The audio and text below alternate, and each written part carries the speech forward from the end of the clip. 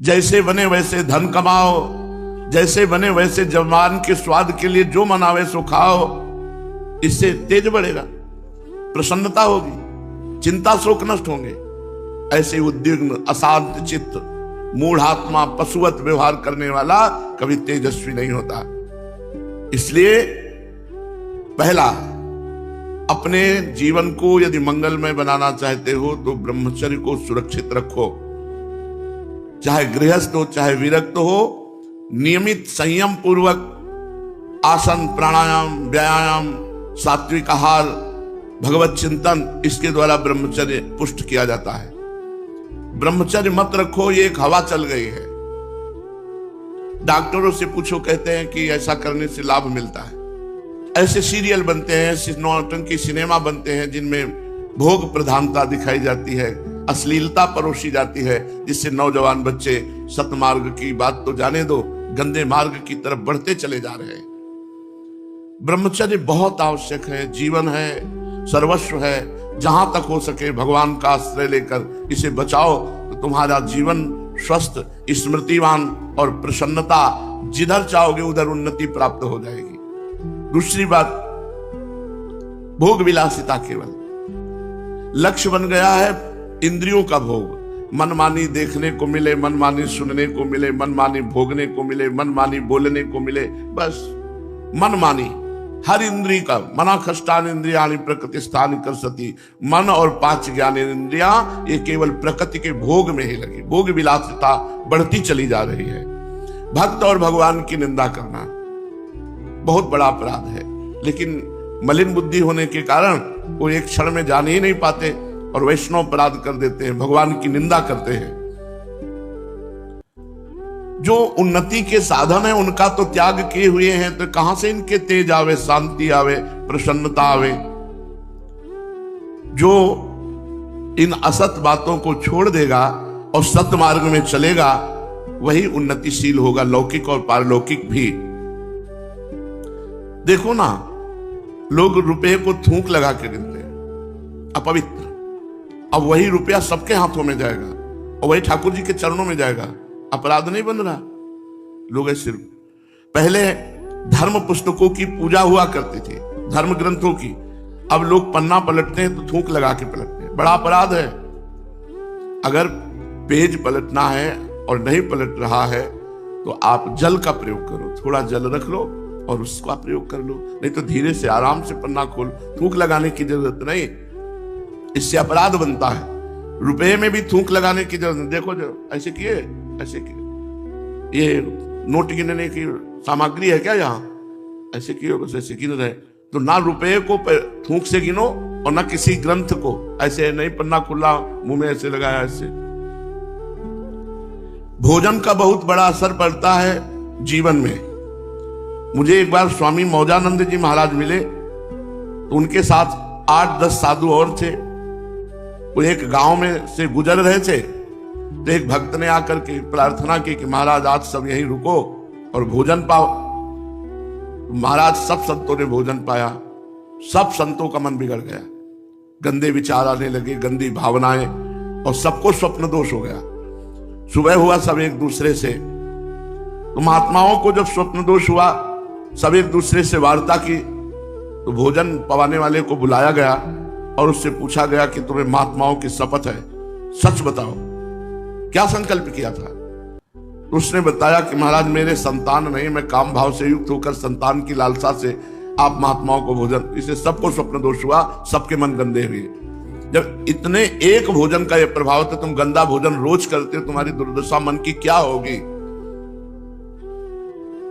ये जो तमाकू पीते हैं, तमाकू खाते हैं, एक आए थे डॉक्टर, उन्होंने कहा कि ये जो मसाला है ये कैंसर कर ही देगा। वो इसके डॉक्टर थे, उन्होंने कहा कीड़े पड़े हुए हम निकालते हैं मुंह से, सूजन हो जाती है, उसमें कीड़े पड़ जाते हैं, सड़ जाते हैं, काहे को जीवन बर्बाद करोगे। बाबा कह रहे हैं जो तंबाकू है ये घोर तमोगुणी है, इससे बुरी चीज समझ लो तुम्हारी बुद्धि को खराब करने वाली और क्या हो सकती है। ये घोर तमोगुण है, इसे मत खाओ। जो इस तंबाकू का सेवन करते हैं, जो मसाला का सेवन करते। अब सोचो तंबाकू मसाला के लिए महात्मा जन मना करते, फिर आप शराब पियोगे, इंजेक्शन वाला नशा करोगे, ड्रग्स करोगे, क्या तुम्हारे जीवन की स्थिति रहेगी। तो बाबा कह रहे हैं कि ये जो आजकल लोग तंबाकू पीना, तंबाकू खाना और इस तरह के नशा करते हैं, ये सब अपने जीवन को बर्बाद करने वाले हैं, चाहे महात्मा भेष में हो चाहे वो गृहस्थ भेष में हो। आजकल लोगों को देखो, ऊपर से तो सफाई किए रहते हैं और मन बड़ा मलिन रहता है इन लोगों का, ऊपर से बहुत सफाई किए रहते हैं। मेरे विचार से इनके खान पान, इनके आचरण गंदे हैं, इसीलिए इनका मन मलिन रहता है, ऊपर से सफाई रखते हैं। पवित्रता नहीं रह गई, सुंदरता सजाने वाली रह गई, पवित्रता नहीं रह गई। कपड़े साफ मिलेंगे लेकिन अपवित्र होंगे। पवित्रता नहीं रह गई है, स्वच्छता दिखाई देती है। सनातन जो हमारा धर्म है, ये पवित्रता स्थापित करता है। विचार पवित्र, शरीर पवित्र, क्रियाएं पवित्र, वाणी पवित्र, दृष्टि पवित्र। सनातन पवित्रता में स्थित है। देखो ये चिलम पीने वालों को देखो, एक मुंह से चिलम पिया, फिर दूसरा उसी से पिया, फिर तीसरा पिया, 10वें उसी से पीते हैं। अपवित्रता, झूठा। ये पवित्रता के बिना भगवत विचार, पवित्रता के बिना सतमार्ग, पवित्रता के बिना शांति नहीं आने वाली। जो भगवान का अपने को भक्त कहता है, बीड़ी पीता है, सिगरेट पीता है, हुक्का पीता है, सुल्फा लगाता है, तंबाकू खाता है, भांग खाता है, हम कभी नहीं मानते कि वो भक्त है। पूज्य जुड़िया बाबा, हम कभी नहीं मानते कि वो भक्त है। भक्त हो करके बीड़ी पीता है, हुक्का पीता है, सिगरेट पीता है, सुल्फा लगाता है, तंबाकू खाता है, भांग खाता है, कभी भक्त हम नहीं मानते उसे। जो भक्त होगा, पहली बात भगवान को अर्पित किए बिना कुछ खाएगा नहीं, तो अर्पित करेगा ये सुल्फा, सिगरेट, बीड़ी। अपने भगवान को जो अर्पण नहीं किया जा सकता वो नहीं खाना चाहिए भक्त को। और ज्ञानी के लिए सब कुछ मिथ्या है, फिर वो नशा क्यों करेगा। तो ये जो नशा करने वाले लोग हैं, ना ज्ञानी है ना भगत है। धूम्रपान निश्चय, जिसके मुख से धूम्रपान होता है, ना कभी नाम सिद्ध हो सकता है, ना कभी मंत्र सिद्ध हो सकता है, ना वो सिद्ध हो सकता है। पक्की बात समझो। बहुत बड़े महापुरुष जुड़िया बाबा हैं, इनकी बातें समाज के लिए परम मंगलकारी हैं। अब ये सुनाई भी नहीं जाती। जो ये महान महान पुरुषों के वचन है सब गुप्त होकर के रखे हुए, और बड़ी कृपा है कि अपने को कथन श्रवण का सौभाग्य मिल रहा है। मैंने एक कपड़े की दुकान में देखा कि एक आदमी गद्दी पर बैठा हुआ बीड़ी सिगरेट पी रहा है। बताओ भला ऐसे लोगों के पास लक्ष्मी ठहरेगी। अरे गद्दी में बैठने के पहले गद्दी की पूजा की जाती है, गणेश जी की पूजा की जाती है, श्री जी की पूजा की जाती है। गद्दी में बैठकर हुक्का, बीड़ी या जूठा थोड़ी किया जाता है, तब जाकर के लक्ष्मी आती है। रसोई पवित्र, गद्दी पवित्र, तब अरे पवित्रता से ही भगवान का वैभव आता है। पहले सब लोग सर्वप्रथम गणेश जी की पूजा करते, सरस्वती की आराधना करते, तो उनकी स्मरण शक्ति बढ़ती थी, उनकी रिद्धियां सिद्धियां आती थी। अब कौन सुबह उठकर भगवान का नाम जप करना, पूजा पाठ करना, बिरला कोई नहीं। अब तो सुबह होती कहां है, सुबह तो नींद में होती है। अब ऐसा अभ्यास बनता जा रहा है समाज का कि 9 बजे सुबह मानते हैं, 9 बजे, कोई 11 बजे। क्या जीवन है, क्या जीवन है। भुवन भास्कर उधर हो गए, सुबह से कोई मंगल आचरण नहीं हुआ, और आप 9-10 बजे उठे, चाय पिए, फिर वही मनुष्य जीवन की दुर्गति वाले आचरण। जो सनातन धर्मावलंबी है उसे शास्त्र के अनुसार चलना चाहिए। अगर शास्त्र के अनुसार नहीं चलोगे तो तुम अपने धर्म को धारण नहीं कर सकते। जो धर्म को धारण नहीं कर सकता वो दुर्गति को प्राप्त होता है। ऐसे दिखाएंगे, छो मत हम बहुत पवित्र है, और अंदर से गंदी बातें चिंतन कर रहे हो, अंदर से गंदी चिंतन को तुम नहीं त्याग सकते हो। पूज्य बाबा कह रहे हैं ये पापी लोग ऐसा ही करते हैं। बाबा कह रहे बाहर से आप नाटक करते हो, अंदर से क्या क्या चिंतन करते हो, एकांत तुम्हारा कैसा होता है। शास्त्रों में लिखा है जैसा तुम्हारा स्वरूप है वही चिंतन होगा, जैसा तुम्हारा चिंतन है वही तुम्हारा स्वरूप होगा। जिस प्रकार हमारा चिंतन चलेगा, हमारा आचरण होगा, वही हमारा स्वरूप होगा। आचरण गलत, चिंतन गलत, तो तुम गलत हो। आचरण सही, चिंतन सही, तुम सही हो। इस बात को अंदर से समझो। बाहर से दिखावटी थोड़ी देर, बहुत आदमी के 2 चेहरे होते हैं। पहले ज्ञान नहीं था, अब ज्ञान हुआ है। 2 चेहरे होते हैं, एक होता है बाहरी समाज वाला चेहरा, और एक होता है एकांत। एकांत वाला चेहरा बहुत ही राक्षस होता है। समाज वाला चेहरा बहुत ही देवता होता है, ऐसा नहीं होना चाहिए। जैसा चिंतन जैसा आचरण वैसे ही तुम व्यक्ति हो। मैं अपने अनुभव से कहता हूं कि आजकल जो नाम जपना शुरू कर देंगे और थोड़ा ब्रह्मचर्य पर ध्यान देंगे, वो सब कुछ कर सकते हैं। ब्रह्मचर्य और नाम जप से सब कुछ हो जाएगा। इसका बहुत प्रभाव बनता है, कौन बना रहा है, कैसे बना रहा है, और वो जब आप भोजन पाएंगे तो वही आपके विचार बनेंगे। इसलिए कहते भजन में मन नहीं लग, भजन में मन लगेगा। होटलों का भोजन, बोले हम शाकाहारी, बोले बिल्कुल 5 लोग हैं, हाँ आ रहा है, जिसमें मांस बनाया गया उसी में दाल फ्राई करके तुम्हें आ रही, तुम शाकाहारी हो। अरे थोड़ी तो बुद्धि शुद्ध रखने के लिए खान पान का विचार। इसीलिए दीक्षा देने वालों को 4 बातें बताते हैं। पहली बात, 11 माला गुरु मंत्र तुम्हें जपना ही है, ज्यादा जपो भगवान की कृपा। दूसरी बात, आचार्य वाणी चतुरासी जी के 12 पद क्रमशः रोज पाठ करने हैं, पूरी पाठ करो भगवान की कृपा। तीसरी बात, अभक्ष भोजन नहीं पाना है। चौथी बात, कुसंग नहीं करना है। 4 बातें तो आप अपने आप परमार्थ में आगे बढ़ जाओगे। आज कलयुग में जिसको देखो आम ब्रह्मास्मि, पूज्य बाबा कह रहे हैं सिद्ध ज्ञान के महापुरुष हैं। तत्व ज्ञान के लिए जो सामग्री चाहिए वो तो है नहीं, केवल आम ब्रह्मास्मि कहने से ब्रह्म हो जाओगे। साधना है तत्व ज्ञान की।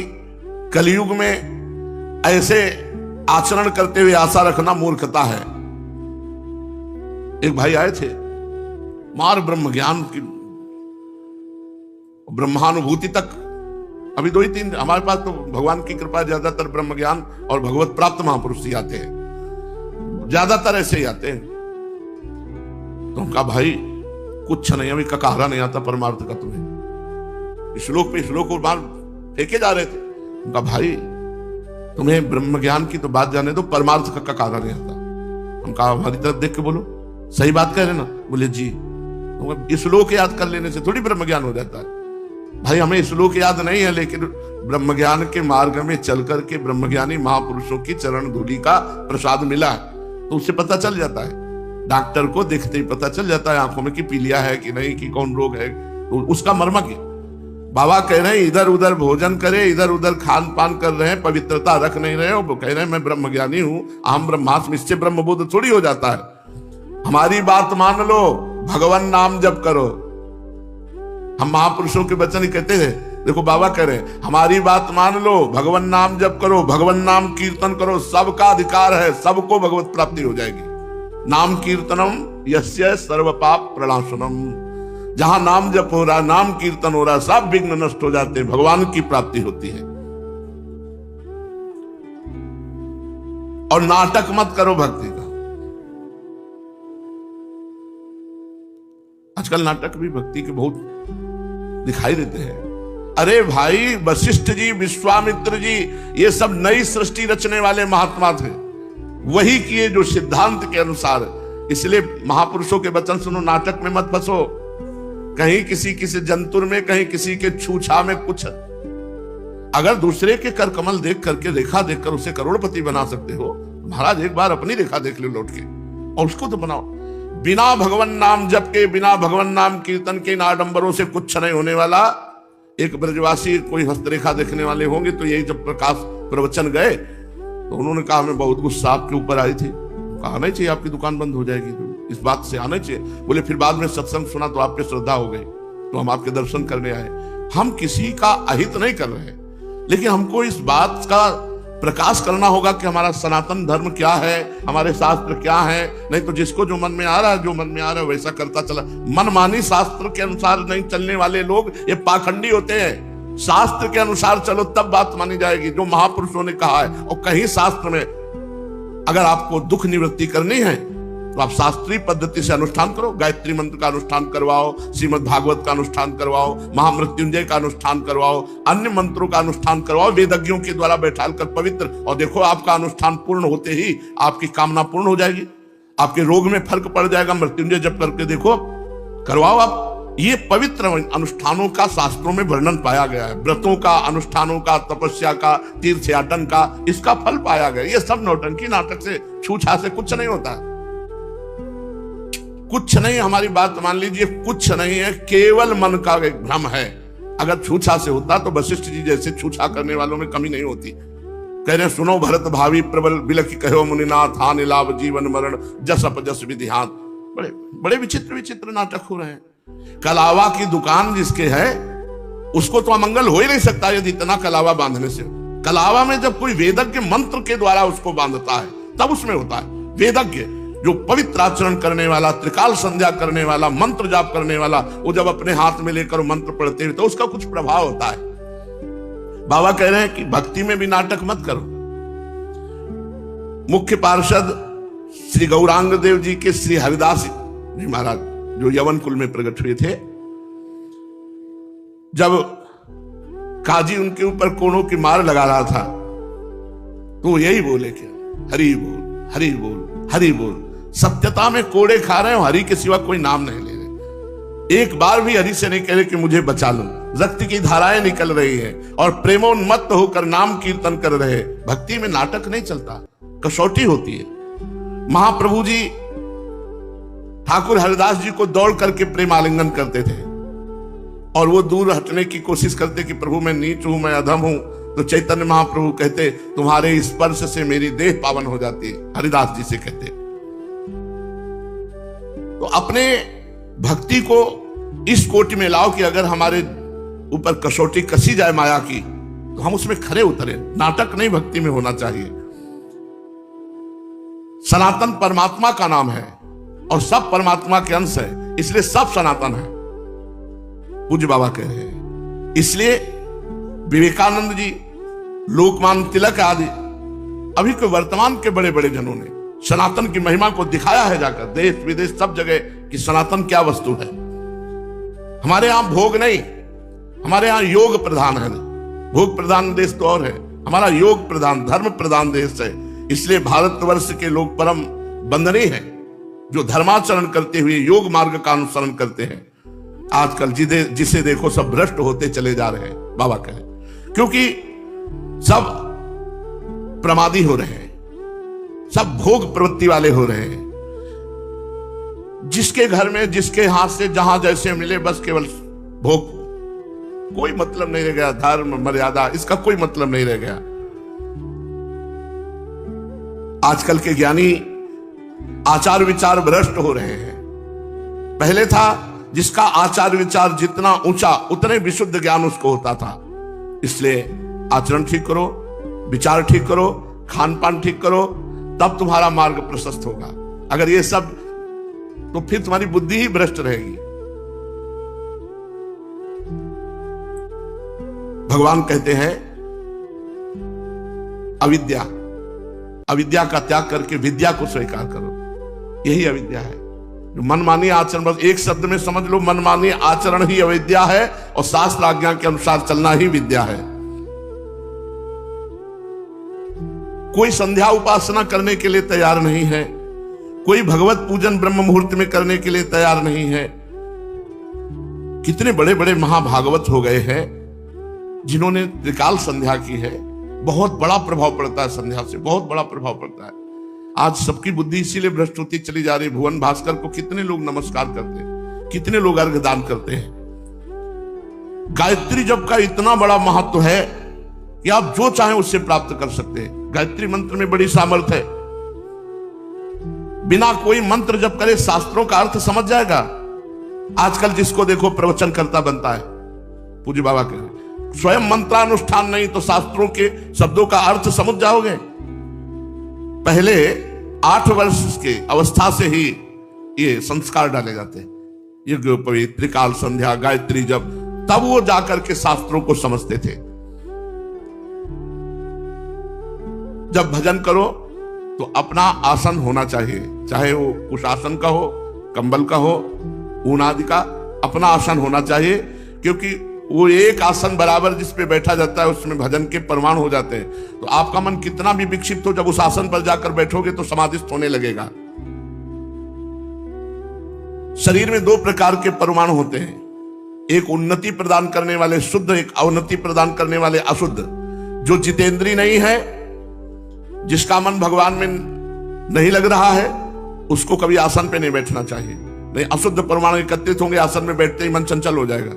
जमीन पे बैठो, बिना आसन के बैठो। जब मन एकाग्र होने लगे, भगवत परमाणु बढ़ने लगे, तब आसन पे बैठो।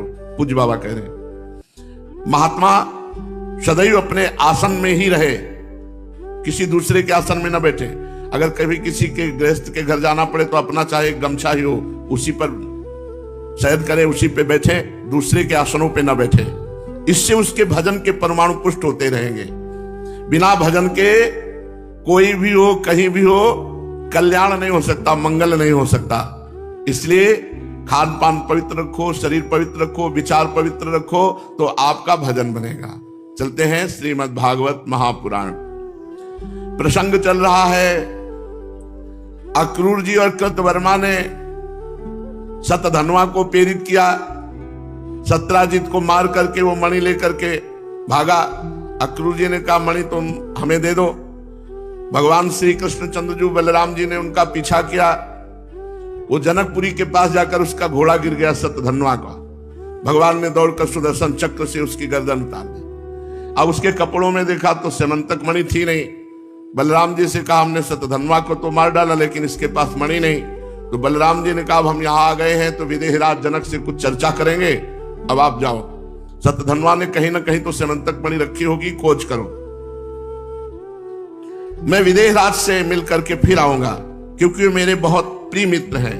परीक्षित यह कहकर यदुवंश शिरोमणि बलराम जी मिथिला नगरी में चले गए। जब मिथिला नरेश ने देखा कि पूजनीय बलराम जी महाराज पधारे हैं, तब उनका हृदय आनंद से भर गया। उन्होंने झटपट आसन से उठकर दिव्य सामग्रियों से बलराम जी का पूजन किया। इसके बाद बलराम जी कई वर्ष तक मिथिलापुरी में रहे, क्योंकि परम ज्ञानी मिथिला नरेश से सदैव सत्संग होता रहता। महात्मा जनक ने बड़े प्रेम और सम्मान से बलराम जी को रखा। कई वर्ष तक बलराम जी मिथिला में रहे। बहुत समय के बाद धृतराष्ट्र के पुत्र दुर्योधन ने बलराम जी से गदा युद्ध की शिक्षा ग्रहण करने के लिए उनको गुरु रूप में वर्ण किया। अब अपनी प्रिया सत्यभामा का प्रिय कार्य करके शतधन्वा को मार करके भगवान श्री कृष्ण द्वारिकापुरी लौट आए और समाचार सुना दिया कि शतधन्वा मारा गया, लेकिन सेमंतक मणि उसके पास नहीं मिली। इसके बाद सत्राजित की अंत्येष्टि क्रिया करवाई। अंत्येष्टि क्रिया करने से जो प्राणी शरीर छोड़कर जाता है उसकी उन्नति होती है, करना चाहिए सबको। जैसे अब आजकल साल्ट कट हर जगह होने लगा, नहीं 13 दिन तक कर्मकांड होते हैं। मुंडन करा करके एक आदमी पवित्र रहता है 13 दिन परिवार का, और वो सब रोज पिंडदान और आराधना आदि करता रहता। गरुड़ पुराण होते थे, अब तो सब चटपट एकदम। इससे प्राणी की उन्नति होती। जैसे किसी के घर में कोई पधारा, आप 13 दिन तक अनुष्ठान कीजिए, गरुड़ पुराण हो रही है, भगवान नाम कीर्तन हो रहे हैं और ब्राह्मण भोज हो रहा है, और ये सब उस जीवात्मा को तो मृतक में जो मृतक प्राणी हो गया उसके उपलक्ष्य में जो करवाया जा रहा है, तो 13 दिन तक वो सब उसको पुण्य प्राप्त होते हैं और वो उन्नति को प्राप्त होता है। इसीलिए चाहा जाता है कि हमारे परिवार में कोई एक वंश चलाने वाला हो। जब हमारा शरीर छूटे तो अनुष्ठान, कम से कम हमसे नहीं बन पाया तो अनुष्ठान करवा के हमारी सदगति करवा दे, श्रीमद् भागवत करवा दे, संत से भंडारा करवा दे, और अन्य ब्राह्मणों का भोज करवा, ये सब किया जाता है उत्सव। भगवान ने वो सब किया। अक्रूर और कृतवर्मा ने शतधन्वा को सत्राजित के वध के लिए उत्तेजित किया था। जब सुना कि शतधन्वा मारा गया तो दोनों द्वारिका से भाग खड़े हुए।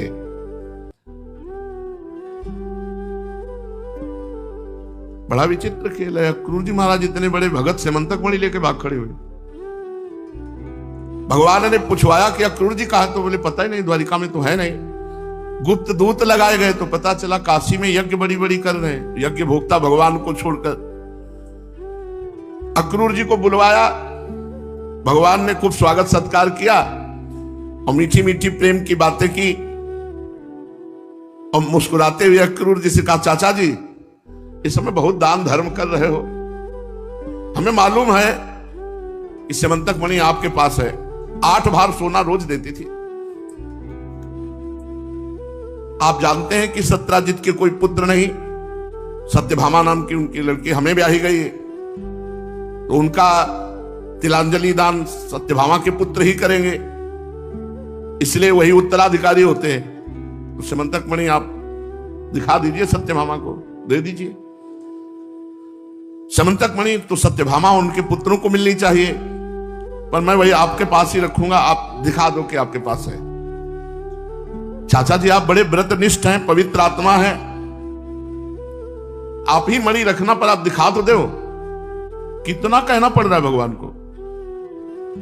हमारे सामने एक समस्या आ गई है। सत्यभामा और बलराम जी को संशय है कि सत्यधर्मा मारा गया, मणि उसी के पास थी। तो हमें लगता है वो हम पर संशय कर रहे हैं, इसलिए मेरी बात का पूरा विश्वास वो नहीं कर रहे।